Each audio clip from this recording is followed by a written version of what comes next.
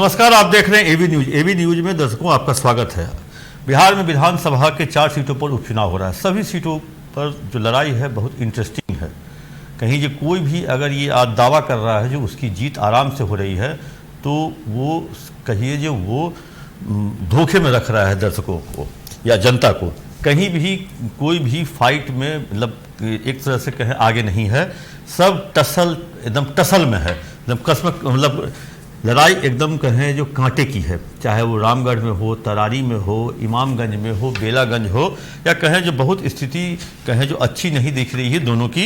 हो सकता है कहीं इस बार चारों सीट पे इंडी न जीत जाए, हो सकता है इस बार चारों पे कहीं एनडीए न जीत जाए। लेकिन वैसी स्थिति में जो भी होगी मतलब जो भी आएगा परिणाम, वो इस बार का जो 23 तारीख के बाद बिहार सरकार पर भी भारी पड़ सकता है। हो सकता है नीतीश कुमार भी सोचने को मजबूर हो जाएं इस परिणाम को देख करके, वो भी कुछ जोड़ घटाव गुना भाग में लग जाएं। या हो सकता है झारखंड के परिणाम के देखने के बाद, महाराष्ट्र के परिणाम को देखने के बाद नीतीश कुमार फिर जोड़ घटाव गुना भाग में लग जाएं, कहीं फिर शपथ की तैयारी न करने लगे। तो वैसी स्थिति में ये चुनाव जो है बहुत इंटरेस्टिंग है। आज हम बात करेंगे फिर से, क्योंकि कल हम बात किए थे इमामगंज की। इमामगंज में जीतन राम मांझी की बहू संतोष सुमन की पत्नी को टिकट मिला है हमसे, क्योंकि इमामगंज में विधायक थे जीतन राम मांझी, वो गया से सांसद बन गए। अब वो सीट खाली हुई है, उन्होंने अपनी बहू को दिया। पहले उनके बेटे प्रवीण मांझी मांग रहे थे, लेकिन प्रवीण को नहीं मिला और इनको मिल गया। इनके खिलाफ खड़े कौन हैं? तो आरजेडी से रोशन मांझी हैं, और जनसुराज से कहें जो डॉक्टर जितेंद्र पासवान हैं। डॉक्टर मतलब ये MBBS वाले डॉक्टर नहीं हैं, जहाँ तक लोग कहते हैं ग्रामीण डॉक्टर हैं, क्वैक हैं। आरजेडी ने रोशन मांझी पे दांव लगाया है। अब मांझी को ही काटेंगे, मतलब इनका वोट अगर कटता है तो मांझी को नुकसान हो सकता है। तो वैसी स्थिति में इस बार रोशन मांझी इससे पहले भी 2 बार चुनाव लड़ चुके हैं। तो रोशन मांझी के पक्ष में कहे जो सिंपैथी लहर भी चल रहा है, और लोग कह रहे हैं जो 2 बार ये चुनाव लड़ा है और 2 बार चुनाव लड़ने के बाद ये दोनों बार हार गया है, और गरीब घर का है, अपना खेत बेचकर अपना सब कुछ कहें जो बेच बिकिन कर ये मतलब एक तरह से कहें जो वहाँ चुनाव लड़ता है और लोगों से जुड़ा हुआ रहता है, वहीं पे रहता है।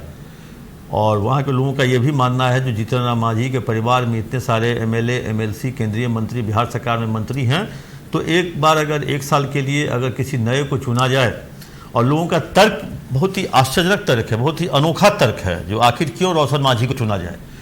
क्योंकि रोशन मांझी गरीब है, एक बार चुनाव नहीं जीता है। जीतन राम मांझी के परिवार में बहुत कुछ है। 25 में देखा जाएगा, 25 में 5 साल के लिए हम किसी और को, अच्छे लोगों को चुनेंगे।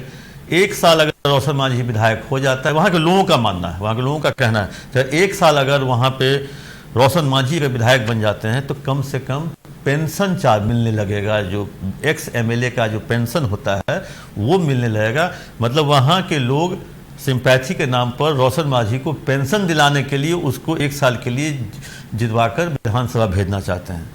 ठीक है, क्योंकि वहाँ का एक आपको बता दें जो वहाँ का इस बार के जो लोकसभा चुनाव में जो था वोटिंग परसेंटेज, इमामगंज का आरजेडी यहाँ से आगे थी, क्योंकि अभय कुशवाहा औरंगाबाद क्षेत्र में आता है लोकसभा क्षेत्र में।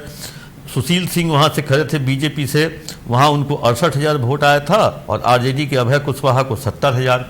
तो कहें जो लोकसभा के चुनाव में मतलब भी ये मतलब कहें जो हम पीछे रहा। तो वैसी स्थिति में यहाँ का जो वर्तमान इक्वेशन है, कम से कम यादव मतलब 25 से 26,000 है। भुइयाँ मुजहर जिसको कहते हैं, जिस जात का वोट जीतन राम मांझी को मिलता है, उसका लगभग 80,000 है।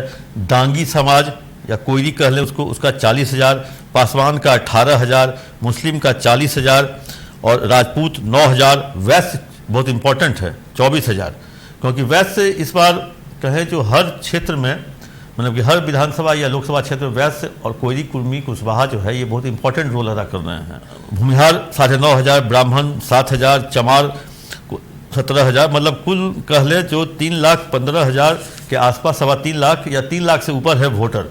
वैसी स्थिति में इन दिनों कुछ केंद्र के ऐसे फैसले आए थे जिसको लेकर के चिराग पासवान का मतलब कहें जो कुछ अलग ही बयान था, और जीतन राम मांझी का कुछ अलग ही बयान था। दोनों के अलग अलग रास्ते थे, जैसे नदी का 2 किनारा।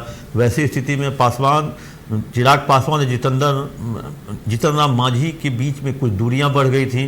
तो क्या वो दूरियों का जो कहें असर इमामगंज पे पड़ेगा कि नहीं पड़ सकता है, क्योंकि पासवान जाति का वोट है 18 से 20 हज़ार। अगर वो पासवान जाति का वोट अगर जीतन राम मांझी को नहीं मिल पाता है, क्योंकि चिराग पासवान को पासवान जाति अपना नेता मानते हैं रामविलास पासवान के बाद, तो वैसी स्थिति में ये हो सकता है परेशानी।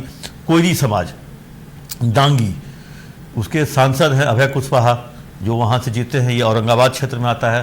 तो वैसी स्थिति में क्या कुशवाहा अगर फिर एनडीए के साथ ना जाकर इंडी गठबंधन के साथ चले जाएं, जिस तरह से उन्होंने लोकसभा में किया था, पूरा शाहाबाद और मगध को उन्होंने एक तरह से स्वीप कर दिया था मतलब इंडी गठबंधन ने, तो वैसी स्थिति में तो पासवान हो गया दांगी, क्योंकि दांगी समाज का भी 40 से 45 हज़ार वोट है। उस स्थिति में अब कह लें मुस्लिम का एक है, क्योंकि इस बार के विधानसभा उपचुनाव में गिरिराज सिंह की हिंदू स्वाभिमान यात्रा और अररिया के सांसद प्रदीप सिंह का जो बयान, जो अररिया में रहना होगा तो हिंदू बनना होगा, तो इस बयान के बाद मुस्लिम जो वोटर हैं, जो संगठन हैं, वो अपने आप को और गोलबंद कर लिए हैं। और वैसी स्थिति में वो अंतिम समय में निर्णय लेते हैं जो उनकी रक्षा करेगा वो उसको वोट करेंगे। अब बात आप सीधे तौर पे समझ गए होंगे तो क्या है ये मामला। तो मुस्लिम भी 40 हज़ार हैं, तो वैसे में मुस्लिम यादव भी 24 से 25 हज़ार, लगभग 30 हज़ार हैं। तो एक तरह से कहें जो पलड़ा रोशन मांझी अगर थोड़ा सा भी 10% वोट अगर मांझी समाज का काट लेते हैं या वो सेंधमारी कर लेते हैं, और वैसी स्थिति में कोयरी समाज का वोट अगर अभय कुशवाहा ट्रांसफ़र करवा देते हैं मतलब इंडी गठबंधन को, तो यहाँ दीपा मांझी की नाव मझधार में फंसती हुई दिख रही है। तो वैसी स्थिति में दीपा मांझी को अभी और मेहनत करने की ज़रूरत है। वैसे 11 तारीख तक वोटिंग चुनाव प्रचार का समय है। और एक चीज़ मतलब इतना तो बात ज़रूर है, जो जितने लोगों को नीतीश कुमार या एनडीए ने उतारा है मतलब इन सभी क्षेत्र में, और जितने अगर कहें जो ब्राह्मण भूमिहार राजपूत नेता दौरा करेंगे, उतना कहा जाता है जो यादव मुस्लिम और गोलबंद होंगे।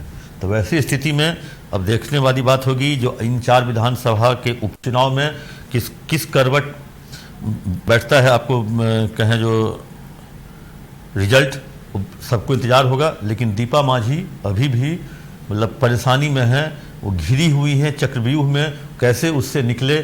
क्या इस बार उनके पति उनका साथ दे पाएंगे, उनकी मतलब कहें जो उनके जो ससुर हैं जीतन राम मांझी, वो उनका जो उस इलाके का जो दबदबा है, क्या उनको जिताने में सफल होंगे।